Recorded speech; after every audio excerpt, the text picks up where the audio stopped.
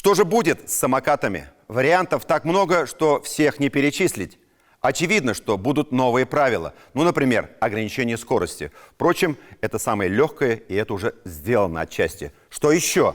Шлемы, обучение, какие-то краткие курсы вождения, сертификаты на право пользования самокатом. Возможно. И это было бы неплохо, если бы ограничились только этим. Возможны варианты и куда более жесткие.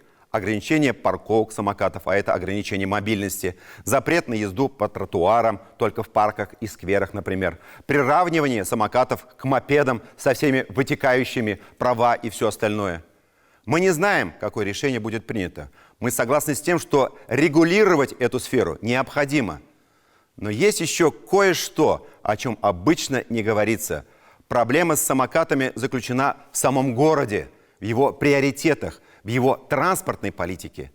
Одеть на велосипедиста и самокатчика шлем, ограничить скорость его передвижения и считать, что дело сделано, этого мало, это глупость.